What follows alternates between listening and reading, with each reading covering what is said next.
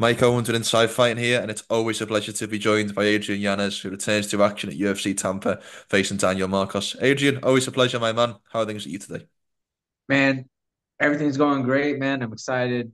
Got done training just a little bit earlier, man. Pretty excited. Excited about the matchup. Excited that I get another fight before the end of the year. Yeah, I'm just heads up high. And you must also be excited to be returning to fight in front of fans because your last couple have been in the Apex, and I know that you are a showman. I know you are someone who likes to perform for the fans, so must be excited and to be fighting again in Florida. Oh yeah, man. I'm excited. I'm super excited. I feel like my style has always been made for a fan friendly type of style. Like even if you go back to my fights beforehand, like when they were all in the Apex, I feel like all those fights would have been great in front of an audience and all that stuff. But COVID and then the other stuff happens, and then just timing for me as well too. But yeah, no, it's exciting that I'm gonna get to fight in front of a whole crowd, and I'm really excited for the fans to see me knock them out and like get the cheer right after. How did this fight come about? Because I checked your Instagram and you started putting things on around about the end of October. I know that you're stepping in technically for Said Nurmagomedov, so talk to me a little bit about how this fight came together. Yeah, so I've been having trouble getting booked for the next fight. Like every other fighter, kind of going through the same process. Just too many fighters on the UFC roster. So it's just one of those things where I was trying to find timing to get booked. So like after my last fight, put myself back in a small mini camp where I'm just consistently training and making sure that I'm not missing any days of the gym. But uh there was like short notice opportunities here and there, but it was like a little bit too close for comfort where I knew I would miss weight. So I had to pass on those. The only actual fight offer I got was in a timeline that I told the UFC that like I couldn't do way beforehand, and then I get offered. Like that was the only annoying part was I told them that, hey, these dates don't work for me, but anything after that, I'm good to go, and they offered me a fight, and it was just within the time frame. I was like, man, like I literally said I couldn't take it, so I had to say no to this. But yeah, then this fight came about. Literally, I think I heard about it on Halloween Day. I got a call from my manager, and the next thing you know, is like, "Do you want to do it?" I was like, "Hell yeah!" It's like December 14th. Bro, it's perfect time to get a call. Yeah, I'm down. Put me down. So, uh, I know he was supposed to fight said, but I think it was Halloween. Halloween happened, and I just get a call. I'm like, "Hey, you want to fight?" I was like, "Yeah." Like, who am I going against? He's like, Daniel Marcus. All right, cool. This is perfect. I'm gonna take his O. I love it. Um, so it's probably about 6 weeks notice from when you found out to fight night. So it's kind of a mid-range camp. It's not short notice in a couple of days or a week's notice, but it's probably slightly less than I would imagine you prefer. So is there any changes you have to make to this camp to make sure that you're fully prepared and ready?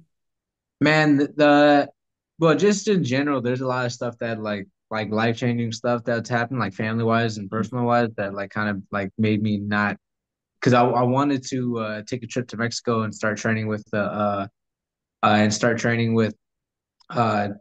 Pancho, Alexa's and Diego's coach in Mexico, but just under circumstances, I couldn't make it happen.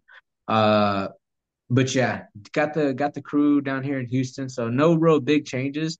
But I do have like we have been working on specific stuff that we think this fight will be successful with. So yeah, not too much change.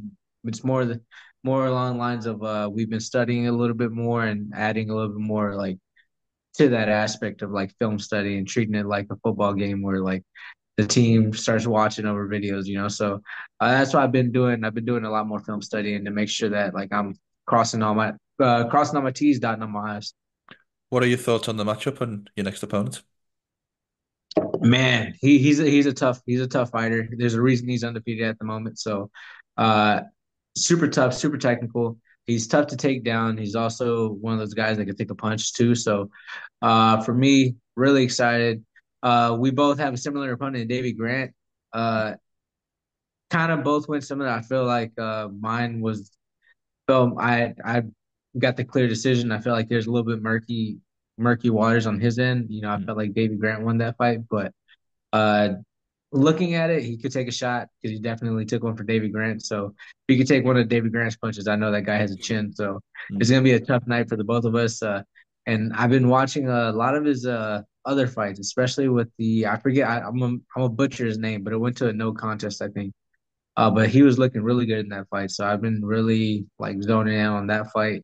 Uh, yeah, but no, it's gonna be a super fun fight. I think it's gonna be a striker's delight for Florida fans, man. I'm excited.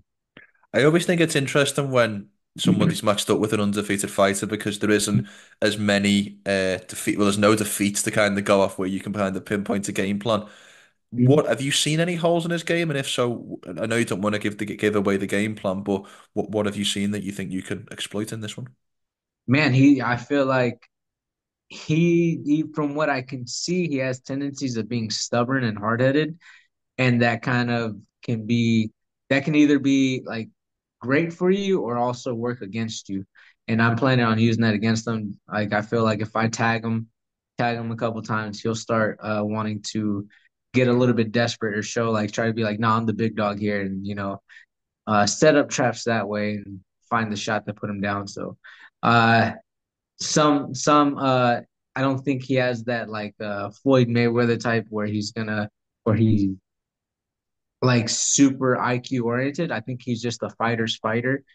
And as soon as he gets hits once, he's trying to go back for two or three. So like I'm looking to exploit that a little bit.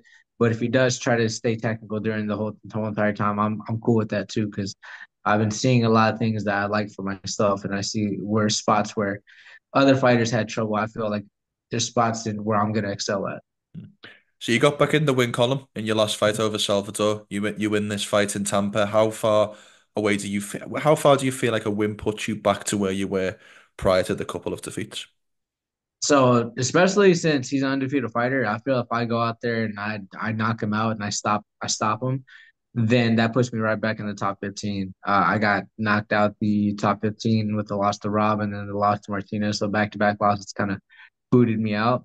But I got the much needed win in May. I'm not really too happy with that fight and like I could have done a lot better and could have made it a lot more easier instead of just like forcing that overhand. Uh, but yeah, I feel like that fight right there put the tires back on the road, and now it's just time for me to accelerate. So the first thing for me to do is go in there December 14th, stop Daniel Marcos, put myself back into that position that was in the beginning of last year, so I can start making my way to the title.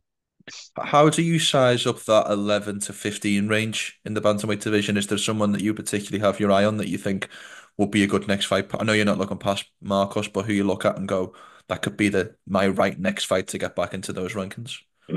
Shoot, honestly, if I'm being honest with you, I don't know. And at this point in time, I don't like I'm not really looking at that just because Mm, the one time I did it, man, I the one time I started looking past the fighter and started looking like I ended up getting stopped. That was my first bump in the road. So I can't do that again. mm. I had to have my mind straight set on Daniel Marcos, not looking past him. The only thing if I'm looking past December 14th that I'm looking forward to is the Christmas food because I'm missing Thanksgiving food. So that's the only thing I'm looking past would be looking past Daniel Marcos is I get food on Christmas. So as I understand it, correct me if I'm wrong, but in America, Thanksgiving is a bigger public holiday than Christmas. Is that right? Is that correct? It is as big as Christmas in a sense of like where the family gets together and like share meals and all that stuff, like have a big old feast. Christmas is a little bit more of a thankful for Christ for Jesus Christ and all that stuff. Other people celebrate it just like regular Santa. So just it's pretty big. Mm. Christmas is definitely bigger than Thanksgiving, but Thanksgiving is up there on par with like a lot of these holidays. Uh, Pretty much everything stops. It's not like a Fourth of July where like you still have all these like sometimes there's the restaurants that will be open on that day. Sometimes on Thanksgiving there's a lot of places that shut down. So as it's the closest thing to as big as Christmas. So how do you celebrate next Thursday? Like I presume there will be some kind of family gathering. Is it a smaller portion for you? Do you have separate food? How does all of that work? Yeah, man, I'm gonna be looking at my plate of air. No, thankfully I've been working with a nutritionist and like counting my calories, making sure everything's going good. My weight's pretty low, so uh for me at the moment, the way it's looking, I might be able to have a couple meals, but I'm not gonna overdo it. I know myself. I see cornbread on the table, I'm gonna go for the cornbread. If I see gravy, if I see stuffing, I'm gonna go for it. So I'm gonna have to probably pull myself back a lot more than what I usually would. But the best thing about fighting before, like I was trying to get booked before that, like I was gonna be able to enjoy the holidays. Like I wanted to enjoy back to back and get fat a Mhm. little bit. So nah, but it's not happening. But I'm excited I get to fight, man. That's the most important part for me. Mhm. It feels like the biggest fight in booked in the bantamweight division at the moment is this Saturday in China, where we see Petr Yan square off against Deiveson Figueiredo. Just I know that you're very much just a student of the game and that you would love to watch all these fights. So how do you see that fight playing out on Saturday? Man, that one's gonna be kind of a tough one for me to kind of predict because they're both like I would say that Peter will be a little bit more offensively minded than being more of a counter striker. He does a really good job of like kind of like putting up a high guard every once in a while, letting you throw and then come back and do that touch and go. And Davison, he does a really good job of like being able to do a drop step and throw a combination after that. So I kind of want to see who negates who in a certain situation. Because like man, Figgy, man, he's good. He has that pop. He has the power. He's the first one to put Cheeto Vera on the knee, put Mhm. him on the knee. So yeah, like his power definitely carried up to the 135. And like me seeing how safe he's also been playing, it looks like he's played it a little bit safer. Because as a flyweight, he didn't like he had no respect for a lot of those guys. I think the only person he ever really gave respect to was the Brandon Moreno. So he has a little bit more respect for the power coming back on his side. But I think that's also kind of made him smarter defensively. And I kind of want to see how those two styles clash. Because again, there's physically there's not too much difference. They're not very too far apart. So I kind of want to see who what approach they take going into that. I would just because like man, I don't even know because they both have 5 round experience. They're both former champs. I like as a fan, I'm just gonna be watching. I'll break it down after I watch it as a fan. But I'm excited for this fight. I'm excited for this fight. I'm gonna watch it as a fan and then again break it down later. What did you make of the main event at MSG last Saturday and Jon Jones defending the heavyweight title against Stipe? Man, that was just a one-sided beatdown, and I think I saw the scorecards and if somebody put that Stipe won the second round, I was like, oh my gosh. But no, that fight itself right there, it was a legacy fight for John. Stipe didn't look how he used to look. We'll call a spade in a sense of like uh Stipe just didn't look like him, like his old self whenever he was in his prime. I think he's in his 40s. Still one of the greatest heavyweights of all time. Jon Jones, even though he's like starting to reach the number 40s, the 40 age, he's still one of the greatest of all time.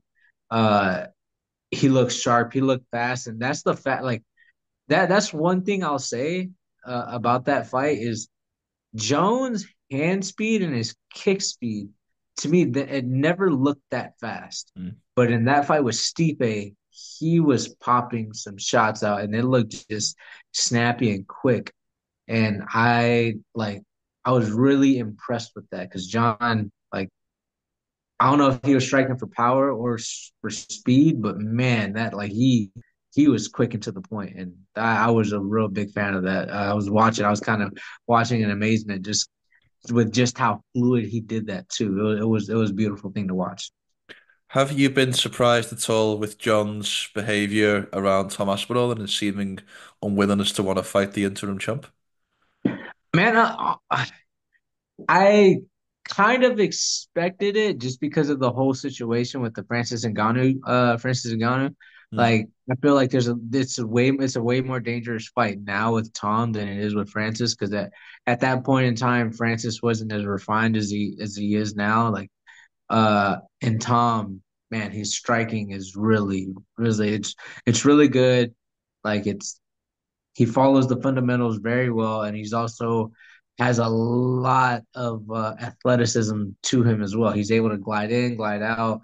He's able to explode, and that man can crack like no other man. And he goes out there like, man, I never would have thought I would see but is it Sergio Pavlovich that he put to sleep, right? Sergey Pavlovich, correct, for the interim Yeah, title. yeah. So I never thought I'd see that guy get put to sleep because he took shots from freaking Tai Tuivasa. So I was like, oh, Mm. but seeing that it's definitely a harder fight than what the Alex Pereira fight would be, just for everything in general. Just MMA based in general, because I feel like the X factor in that fight with Jones and Pereira is the wrestling aspect, the grappling aspect. Um, but yeah, no, I kind of expected it. I kind of expected it. You know, if I was in his position too, I'd probably be doing the same thing. I wouldn't want to fight Aspinall either. You know, Mm. especially like I'm 38 years old. Like I just want another big payday and then I'm done. Then yeah, I'd be pushing to fight Alex Pereira. If they like if they wanted me to fight Tom, I'd be like, nah, y'all gotta pay me, bro. Like Yeah, the chance of me going to sleep is very high. So yeah. I'm not like if I'm gonna go to sleep, I gotta go to sleep for definitely like over 10 to 20 mils. So for sure, you know, like that's only if I'm in Jon Jones position. If me, man, I got knocked out for a lot less. Well, turning back the conversation to yourself for one final question. I think I've asked you this one before, but you can be as brief or as detailed as you like. What does the perfect fight day look like for you on the 14th of December as you envisage it? From morning to night, talk me through what a perfect day looks like. A perfect day me waking up, especially if I didn't have to like I don't know, like I used to do this all the time. Like before my fights, I used to go wake up whenever I used to fight regionally, go to Waffle House. So that was my favorite part about fighting at home. I just wake up, go to Waffle House, get a breakfast, a lot of carbs, and then kind of just relax, be by myself. Uh yeah, and then just start getting ready to go to the arena, have lunch, and then head to the arena. And I feel like that'd be the same thing for me over there. Have my breakfast, relax, chill, don't think about the fight. Get myself amped and ready to go to the arena. And then once I'm there, man, if I can just pull clean combinations and make it look good, like that's my biggest thing is I just want to make sure that I perform at the level that I know I can.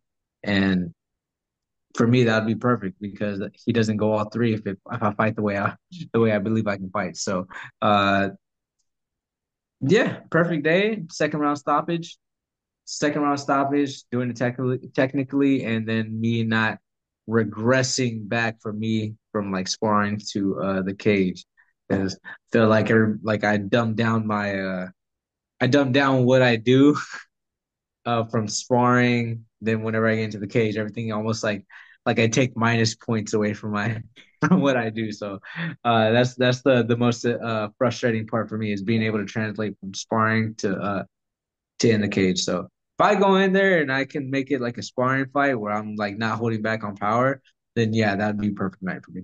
I love it. Adrian, you're the man. It's always a pleasure catching up. Thank you so much for your time. It's even better to see you back in action and have a great and safe rest of the camp and best of luck for the next fight. Yes, sir. Thank you so much, man. You have a good one.